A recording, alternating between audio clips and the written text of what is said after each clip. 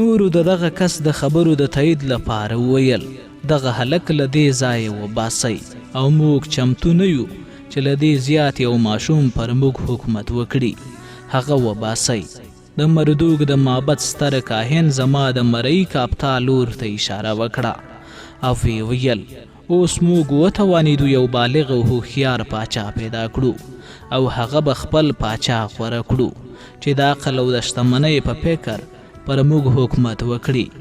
کله چې دغه خبرې د معبد د کاهن له خولې ووتې هغه کسان چې هلته وو د بابل په ځوان پاچا یې حمله وکړه. په خندا او ټوکو یې د شاهي نښې د هغې له سره او ټټره لرې کړې او جامې یې ترې ویستلې. وروسته یې د هغې پښې او لاسونه لمس کړل او ویې ویل وګورئ دغه ځوان څومره کمزوری دی، لا یې له خولې د شیدو بوی راځي او د خپل حرام سرای د ښځو ساعت هم نشي تیرولی. دوی زما غلام ته په اشارې سره وویل دی به حرام سرای ته استه و چې د حرم سرای د ښځو ساعت ورسره تیر شي. کله چې له بورا بوریاش د پاچاهۍ نښې اخیستل کېدې هیڅ مقاومت یې هم ونه کړ او ما کتل چې له خپل زمري سره چې لکۍ د پښو په منځ کې نیولې وه د کوټې یوه کونج ته ولاړ. کله چې مې وکتل زما غلام ته یې سلطنتي جامې ور واغوستې او پر ټټر او سر یې د پاچاهۍ نښې نښانې ور ولګولې. نو زه نه پوهېدم چې پر خپلو پښو روان یم او که پر سر. کاپتا یې په هغه تخت کېنو چې مخکې د بابل پاچا پرې ناست و. حاضرو خلکو یې پر وړاندې سجده وکړه او ځمکه یې ښکل کړه. آن په خپله بورا بوریاش چې لوڅو د کاپتا پر وړاندې سجده وکړه او ویې ویل هغه باید زموږ پاچا وي ځکه چې تر هغې هوښیار او عادل سړی په دې هیواد کې نشته. زما مریا دومره حق پک پاتې و چې خبرې یې نشوې کولی، خو ما کتل چې د سر ویښتان یې د پاچاهۍ تر نښو لاندې چې پر سر یې ښودل شوي وو جګ ولاړ ول. کله چې په کوټې کې موجودو کسانو کاپتا ته درناوی کوه هغه نارې کړې غلی شئ. ټول غلی شول او هغه وویل زه فکر کوم یو کوډګر پر ما کوډې کړي او داسې شیان راښیي چې حقیقت نه لري ځکه چې ناممکنه ده دا خبره ومنو چې زما په شان یو پردی کس په دغه هیواد کې پاچا شي. حاضرینو اعتراض وکړ او په ټوکو او خندا یې ویل داسې نه ده، ته زموږ پاچا یې، هیڅ چا په تا کوډې نه دي کړي او موږ په ډېر صمیمیت او خوشحالۍ سره ته خپل پاچا کړی یې. کاپتا وویل سره له دې چې زه نه غواړم ستاسې پاچا شم خو ستاسې د فیصلې پر خلاف هم عمل نشم کولی. د دې لپاره چې ستاسې شمیر زیات دی خو له تاسې یوه پوښتنه کوم او غواړم چې سم ځواب راکړئ. زه ستاسو پاچا یم که نه؟ ټولو په ګډه نارې کړې هو هو ته زموږ پاچا یې. او بیا یې د هغې پر وړاندې سجده وکړه. یو کس د زمري پوستکی واغوست او د کاپتا د تخت پر وړاندې پر ځمکه کېناست او وغرید. کاپتا یو ځل بیا نارې کړې غلی شئ او ټول غلی شول. زما مرۍ وویل که زه ستاسې پاچا یم باید زما حکمونه ومنئ. ټولو نارې کړې هر څه چې ته وایې تر سره به یې کړو. کاپتا وویل له دې کبله چې زه نن ستاسې پاچا شوی یم نن باید جشن جوړ کړئ او ووایه چې مریان راشي. ځینې مریان چې موجودو کاپتا ته نږدې شول او هغه وویل سمدستي شراب او خواړه راوړئ چې ویې خورم او د شرابو په وسیله ځان خوشحاله کړم او نور هم زما په شان ځانونه ماړه او سرونه ګرم کړي. مریانو وویل په بلې کوټه کې شراب او خواړه چمتو دي. هغه یې پورته کړ او په شور ماشور او خنداګانو یې بل حال ته یوړل. زه هم له هغو سره ولاړم او ګورم چې هلته ډول ډول خواړه او شراب ایښودل شوي او هر څوک چې څه غواړي خوړلی او څښلی شي. د بابل پخواني پاچا بورا بوریاش د مریانو په شان یو لنګ تر ملا تاو کړی و او د خلکو په ټولي کې هر لوري ته منډې وهلې. د شرابو جامونه یې نسکورول، د موجودو کسانو په جامو به یې ټینګه قرمه اچوله او هغوی به یې اړه کول چې ښکنځلې وکړي. د سلطنتي ماڼۍ په حویلۍ کې حوزونه له شرابو او بیرو ډک کړي ول چې هر چا کولی شول د حوزونو په څنګ کې په موجودو جامونو کې شراب یا بیر راواخلي او ویې څښي او په مستو او خرما او له شیدو څخه په ترلاسه کېدونکو یو ډول غوړو باندې مقصد یې کوچ دی، خېټې مړې کړي. کله چې خېټې مړې او سرونه ګرم شول، داسې شور او ولوله په خلکو کې پیدا شوه چې ما یې ساری نه و لیدلی. د پرګنو رتبو توپیر نه و، هر چا به له یو بل سره ټوکې کولې، او چا چې تر پرونه یې د پاچا بورابوریاش پر وړاندې سجده کوله، نن یې هډوکي د هغه لور ته ګوزارول.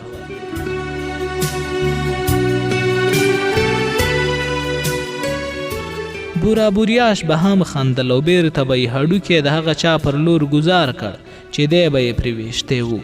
د دې شور ماشور په منځ کې ما ځان خپل مرۍ ته ورسوه. هغه ته مې ویل کاپتا اوس ټول مست او نشه دي، څوک ستا فکر نه کوي، پاسه چې د نورو له خبرتیا پرته ولاړ شو، ځکه چې زه اټکل کوم د دغه کار پایله به ښه نه وي. کاپتا چې د کباب شوي خره د غوښې په خوړلو لګیا و وویل ستا دغه خبرې ماته د یوه مچ د بنګېدا په شان دي. نه زه ستا خبره منم او نه دغه نیکمرغي پرېږدم چې له دې ځایه ولاړ شم. ته نه ګورې چې دغه خلکو په څومره مینه او شوق زه خپل پاچا ټاکلی یم. آیا د دغه مینې او علاقې په بدل کې له دغه ملت سره خیانت وکړم او هغه یې وپرېږدم؟ بله دا چې ته باید له دې وروسته ماته د کاپتا نوم وانخلې، ځکه چې زه د 4 فصلونو پاچا یم او هر ځل چې له ما سره خبرې کوې باید ووایې ای د 4 فصلونو پاچا او د نورو په شان زما په مخ کې سجده وکړې. ومې ویل کافتا ستا دغه پاچاهي یوازې دروغ او ټوکې دي، ځکه امکان نه لري دغه ملت تا غوندې یو بهرنی مریا خپل پاچا وټاکي، او زه ویرېږم هسې نه چې د دغه ټوکو نتیجه موږ ته خطرناکه وي. له دې مخکې چې ناوخته شي پاڅه چې ځانونه یو چیرته پټ کړو چې له دې ځایه ولاړ شو، که پاڅېږي او راشي زه به ستا دغه سپین سترګي وبخم او تا به په خپلې لکړې نه وهم. کاپتا خپله غوړه خوله پاکه کړه او په لاس کې د خره په یوه هډوکي سره وګواښلم او نارې کړې دغه پلیت مصری له دې ځایه لرې کړی، ګنې مجبوره به شم چې په لرګي د هغه هډوکي ورمات کړم. کاپتا چې دغه خبره وکړه، هغه سړی چې د زمري پوستکی یې اغوستی او پر ما حمله وکړه، پر ځمکه یې وغورځولم او په خپلو نوکانو یې شوکارې کړم. لږ پاتې و چې ټول بدن مې زخمي کړي، خو له نیکه مرغه نغارې ووهل شوې او اعلان وشو چې نوی پاچا دې د عدالت د پلي کولو لپاره ولاړ شي او مصنوعي زمري زه خوشې کړم.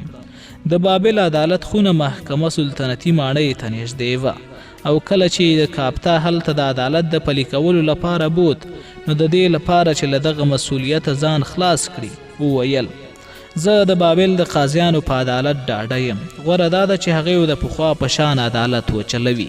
خو خلکو دغه خبره ونه منله، ویې ویل چې موږ د خپل نوي پاچا له لوري د عدالت پلي کول غواړو چې پوهه شو آیا هوښیار او پوه دی او د انصاف د اصولو پر بنسټ فیصله کولی شي. کاپتا مجبور شو چې قضاوت ته غاړه کېږدي او خلکو هغه د قاضي پر چوکۍ کېنوه. متروک او زلونې چې د عدالت د اجرا نښې دي د هغه په مخ کې کېښودې. لومړی هغه سړی نږدې شو چې ظلم پرې شوی و، د دغه سړي جامې شکېدلې وې او ما وکتل چې د سر ویښتان یې هم سپین دي. وروسته پوهه شوم چې د سر ویښتان یې له دې امله سپین شوي ول، چیرې پر سر شیندلې وې او کالي هم په قصدي توګه شلولي ول چې په پریشان حالات کې پاچا ته راشي. ځکه کله چې څوک په بابل کې ځان مظلوم بولي، هڅه کوي له ظاهري پلوه خوار او بېوزله ښکاره شي چې د پاچا پرې زړه وخوږېږي.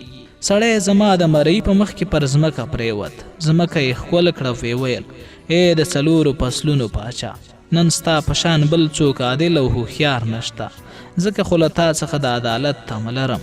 زه یوه ښځه لرم چې 4 کاله ورسره یم، خو امیندواره شوې نه وه، اوس نوې حامله شوې او سره له دې چې ځینو راته وویل ستا د ښځې په خېټه کې حرامي دی، خو ما نه منله تر دې چې پرون مې له یوه عسکر سره ولیده. زه ونه توانېدم دغه عسکر ونیسم ځکه چې هغه ډېر پیاوړی و او کله چې زه کور ته راغلم وتښتېد. خو اوس مې توره ینال له درد او شکونو ډکه ده. زه نه پوهېږم دغه ماشوم چې زما د ښځې په خېټه کې دی زما دی که د هغه عسکر. له همدې کبله راغلی یم چې له تا وغواړم دغه ستونزه راته هواره کړې او ما له دې شکونو خلاص کړې چې پوهه شم د دغه ماشوم په هکله زما دنده څه ده. کاپتا په ورختای شاوخوا وکتل ځکه چې نه پوهېده څه ځواب ورکړي. د هڅه کوله داسې ځواب ورکړي چې له عدالته لرې نه وي. نو ناڅاپه یې مریان راوغوښتل او ویې ویل لرګي واخلئ او دغه سړی ووهئ. مریانو لرګي راواخیستل او پر سړي اخته شول.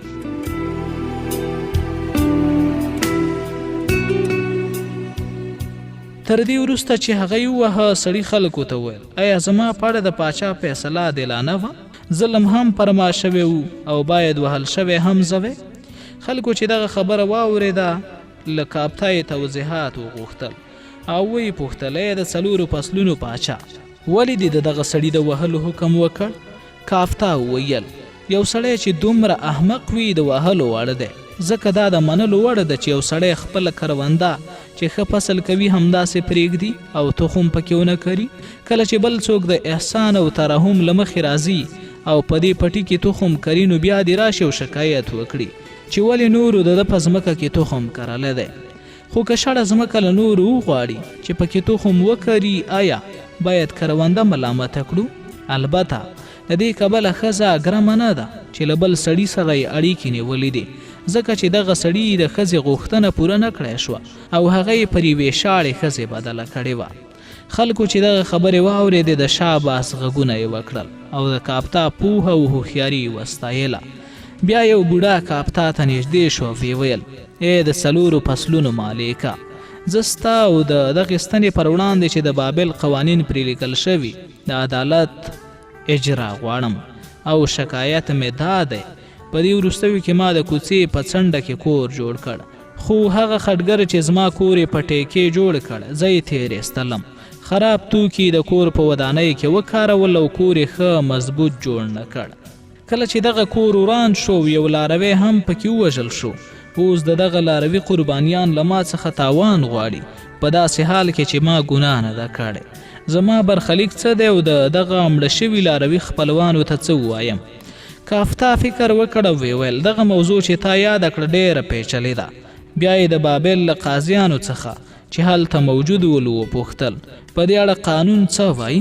قاضیانو هغه ستنه کاپتا ته ور وښودله چې قانون پرې لیکل شوی و او وی ویل که یو کور د ټیکهدار د سستۍ یا ټګۍ له امله وران شي او د کور خاوند ووژني باید ټیکهدار ووژل شي.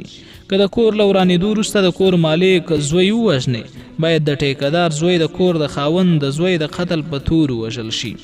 قانون د نورو د وژلو په هکله څه نه وایي، خو موږ یې داسې تعبیروو چې که د کور له وراني څخه نورو ته هر ډول تاوان وررسیږي باید ټیکهدار یې جبران کړي او باید همدومره تاوان نورو ته ورکړي. کاپتا وویل زه نه پوهېدم چې په دې هیواد کې ټیکهداران دومره ټګان او چلباز دي او د کورونو له توکو غلا کوي او یا دا چې د کورونو په جوړولو کې داسې بېپامي کوي چې کور رانیږي. نو زه به له دې وروسته پام کوم چې له دغسې دوکمارو ټیکهدارانو سره مخامخ نشم. خو د دغه سړي د شکایت په هکله او دا چې د وژل شوي لاروي خپلوانو ترې تاوان غوښتی دی زما عقیده دا ده د وژل شوي لاروي کورنۍ باید د ټیکهدار خټګر د کور مخې ته ولاړ شي او کله چې لاروی هلته تیریږي نو دی دې وژني. خو که د دغه لاروي خپلوانو د لومړني لاروي د خپلوانو په شان د تاوان او ګرمتیا غوښتنه وکړه هغه کسان باید ګرمه ورکړي چې دویم لاروی د ټیکهدار د کور مخې ته وژلی دی.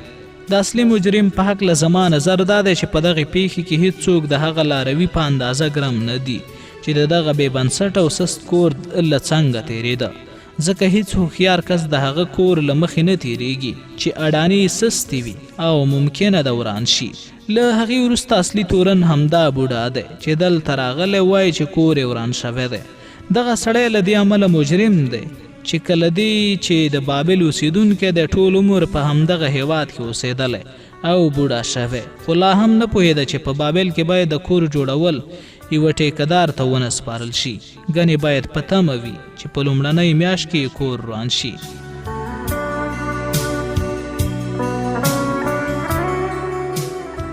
که خپل کور کوم ټیکهدار ته ورکوي باید د هغې پر کار څارنه وکړي چې هغه درغلي ونه کړي، له دې کبله چې د ټیکهدار کار یې نه دی څارلی او هغه یې نه دی کنټرول کړی نو هغه باید غولولی او کور یې داسې ور جوړ کړی وی چې وران شي. ځکه تر هغې چې احمقان دوکه نشي او هغې تاوان ونه زغمي هوښیاران به نشي. یو ځل بیا خلکو د کافتا عدالت وستایه او هغه سړی چې د عدالت د اجرا لپاره راغلی و په خواشینۍ سره لرې شو. بیا یو چاغ سوداګر چې ګرانبیه کالي اغوستي ول کافتا ته نږدې شو او ویل 3 ورځې مخکې زه هم د نورو په شان د اشتار معبد ته ولاړم چې له یوې باکرې نجلۍ سره ساعت تیری وکړم. له دې وروسته چې سره او سپین مې ورکړل د یو عادي حاجت لپاره مجبور شم له هغې لرې شم او چې بیرته راستون شم په حیرانۍ مې ولیدل چې هغه له یوه بل سړي سره ساعت تیری کوي. په داسې حال کې چې له ما یې سپین زر اخیستي ول او له ما سره یې وعده کړې وه چې د ستنېدا په تمه مې پاتې کیږي. کله چې مې ورته وویل زما سپین زر راکړي ځواب یې راکړ چې تا را سره وعده کړې چې تفریح به را سره کوي. اوس چې هغه سړی ولاړ له ما سره ساعت تیرولی شي. ما ورته وویل ما هغه وخت له تا سره ساعت تیری کوه چې ته باکره وې خو اوس بکارت نه لري. خو دې نجلۍ زما خبره ونه منله او ویل زه ستا سپین زر بیرته نه درکوم ځکه هغه څه چې تا غوښتل له ما یې واخلې اوس هم له ما سره شته او هغه ترلاسه کولی شي. ما ورته وویل چې ما له تا څخه یو روغ خټین لوښی اخیستی و او د هغې بیه مې هم درکړه او بیا د یوه کار لپاره له تا څخه لرې شوم. په هر حال کې لوښی زما شوی و ځکه تا دغه خټین لوښی پر ما خرڅ کړی و او دا حق دې نه درلود چې پر چا یې خرڅ کړې چې هغه پر ځمکه وولي او ماتې کړي. اوس چې زه راغلی یم ته د مات شوي لوښي ټوټې ماته راکوي او راته وایې دغه لوښی دې له ما اخیستی دی. کله چې کاپتا دغه خبرې واورېدې خپله متروکه یې په زوره وښوروله او یې ویل ما هېڅ چېرته داسې سړي نه دی لیدلی چې د دغه ښار د خلکو په شان سادهګان او احمقان وي او د هغه شیانو په اړه شکایت کوي چې بې اهمیته وي.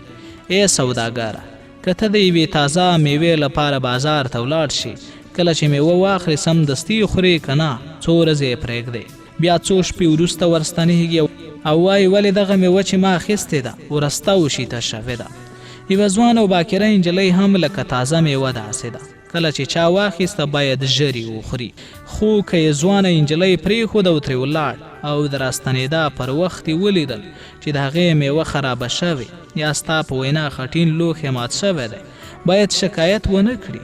ته د دې پر ځای چې له دې نجلۍ شکایت وکړې باید د هغې احسان ومنې چې له تا سره یې مرسته کړې ځکه چې ستا له ستنېدا مخکې ستا لپاره خنډ لرې کړې او که دغه خنډ پاتې وی ستا لپاره به یې ستونزه پیدا کړې وه.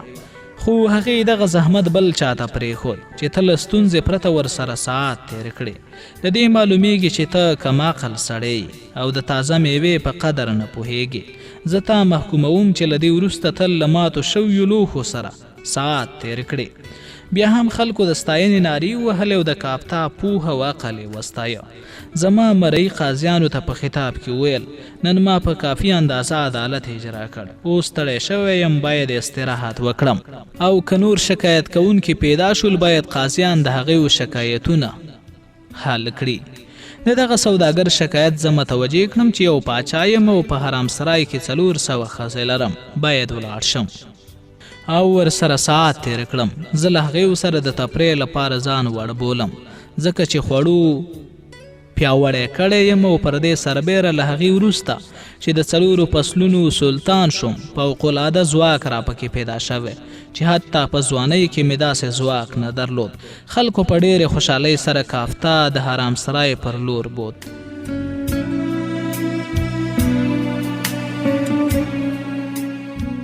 خو په خلکو کې یوه سړي ساعت تیري نه کوله او نه یې خندل.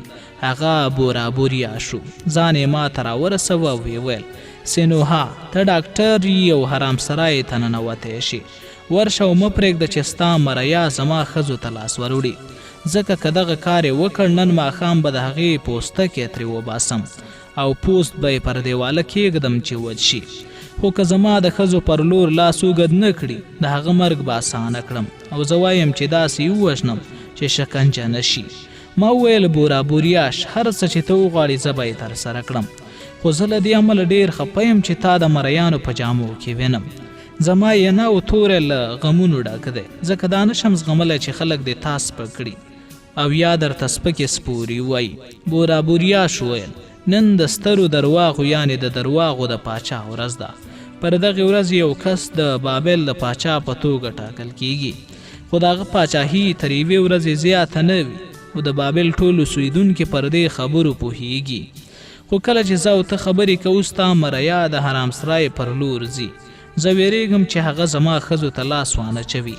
ته ورشه او د دې پیښې مخه ونیسه. زه او بورا بوریاش د حرام سرای پر لور وخوځېدو او په لاره کې ما د سترو درواغو د ورځې د دودونو په هکله ترې توضیحات وغوښتل. هغه ویل هر کال پر دغې ورځ د بابل خلک تر ټولو بدرنګ او ساده سړی د یوې ورځې لپاره د پاچا په توګه ټاکي او د دغه سړي پاچاهي له سهاره پیلیږي او د بابل پاچا د یوه مرۍ په شان د هغه خدمت کوي.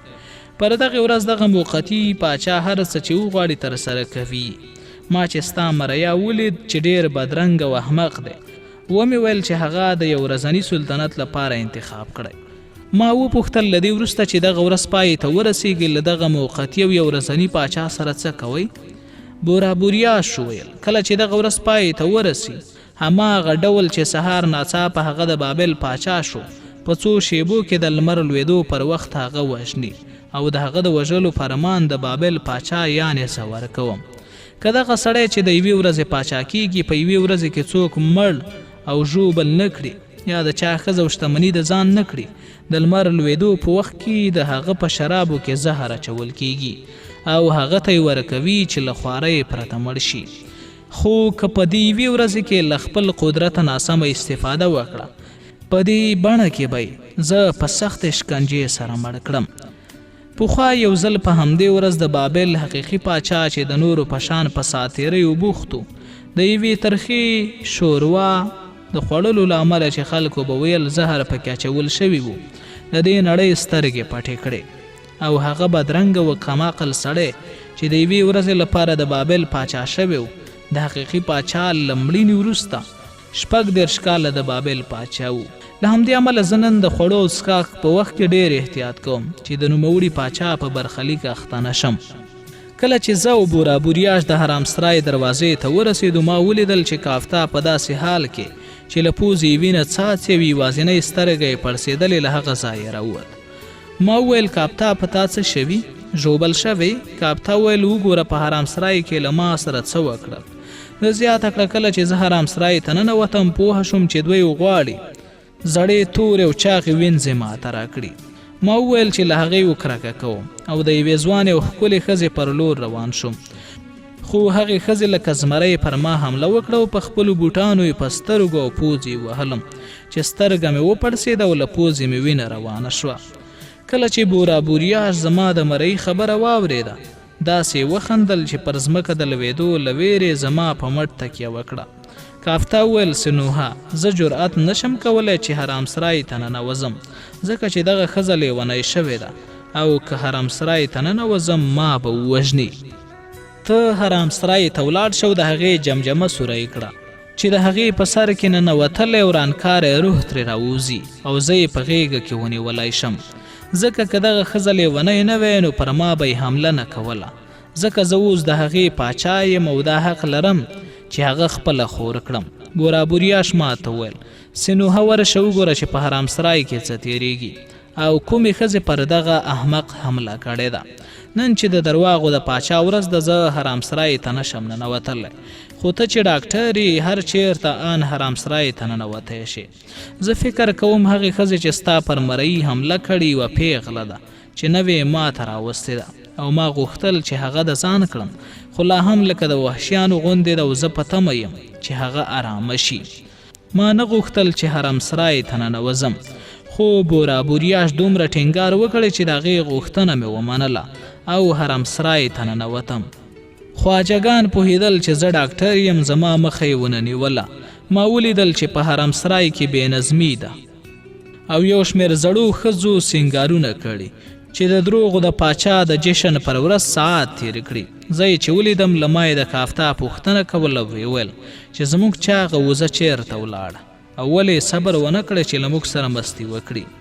یوه تورپوستې ښځه چې زما د مرۍ په شان چاغه وه، سترې او ځوړندې باډي یې درلوده چې تر نسه پورې هر څه رسېدلي وو. زما خوا ته راغله ویې پوښتل زما چاغه وزه بیرته راستنه کړه چې زه یې په خپلو مټانو کې نه وم او ټینګ یې کړم. زما پیل راستون کړه چې خپل خرطوم زما پر بدن راتاو کړي. خواجګان تر ما ګر چاپیره راتاو شول او ویې ویل د دغه زړو ښځو فکر مه کوه ځکه چې یوه هم لیونۍ شوې نه ده. دغه حرکتونه د دې لپاره کوي چې نن یې ځانونه تفریح ته چمتو کړي ول. خو د حرام سرای په ښځو کې یوه پیغله ده چې دلته له راتګ سره سره پر ټولو غوسه ده او نن لیونۍ شوې. د دروغو پاچا یې سخت ژوبل او تیښتې تاړه کړ. اوس یې هم یوه چاړه په لاس کې ده او چې موږ وغواړو ورنږدې شو پر موږ حمله کوي. ته باید ولاړ شې او د دغې ښځې د لیونتوب علاج وکړې. خواجګان مخکې شول چې لار وښیي. زه یې د حرام سرای انګړ ته بوتلم چې روښانه او ځلیدونکي خښتې درلودې. د انګړ په منځ کې یو حوض و چې له کاڼو جوړ د سمندري ځناورو مجسمې پکې جوړې شوې وې. د دغه حیواناتو له خولو اوبه د فوارې په شان بهېدلې او بیرته حوض ته تویېدلې. د حوض پر څنډه یوې ځوانې ښځې چې شلېدلې جامې اغوستې وې د سمندري حیواناتو پر یوې مجسمې تکیه کړې ولاړه وه. له څڼو کالوي اوبه بهېدلې او داسې ښکارېده چې له حوضه راوتلې وي. یوه چاړه یې په لاس کې وه چې په لمر کې ځلېدله.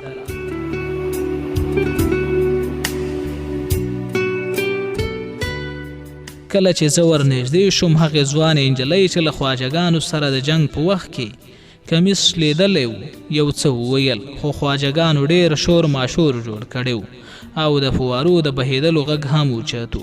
نو ځکه زه پوهه نه شوم چې دغه ښځه څه وایي. ما خواجګانو ته وویل له دې ځایه ولاړ شئ چې انګړ ته شي او دغه فوارې هم بندې کړئ چې زه د دغې ښځې غږ واورم. خواجګان ولاړل او د اوبو فوارې هم بندې شوې. په دې وخت کې ما د ښځې غږ واورېد. هغې سندرې ویلې او غومبوري له ډېره هیجانه تک سره شوي ول. هغې ته مې ویل ای ښځې غلی شه او دغه چاقو لرې وغورځوه. دلته راشه زه به دې درملنه وکړم. ته بې له شکه لیونۍ شوې. ښځه د دې پر ځای چې زما خبره ومني ویې ویل ای بیزو که زما مخې ته راشې زه به دغه چاقو ستا په توره ینه کې دننه کړم ځکه چې ډېره غوسه یم. ما ویل ای ښځې چاقو لرې وغورځوه ځکه چې له تا سره دښمني نه لرم او نه غواړم تا ته تاوان ورسوم. ښځې ویل څو تنو سړیو دغسې خبرې راته کړي دي او ویلي دي چې ما ته بد نیت نه لري. خو زه پوهه شوم چې هغې غواړي ما دوکه کړي او استفاده راڅخه وکړي ځکه خو مې دغه چاقو راخیستی دی. هر سړی که ما ته رانږدې شو وبه یې وژنم. په تېره بیا دغه یو سترګې بوډا چې د یوه خوسک په شان پړسېدلی دی ومې ویل دا ته وې چې د بابل پاچا دې ژوبل کړ. ښځې ویل زه وم او خوشحاله یم چې د هغه له پوزې مې وینه وبهوله. زه یې خپل خدای ته وقف کړی. زه باید د خپل خدای په مخ کې ونڅېږم او آن د بابل پاچا باید له ما څخه استفاده ونه کړي.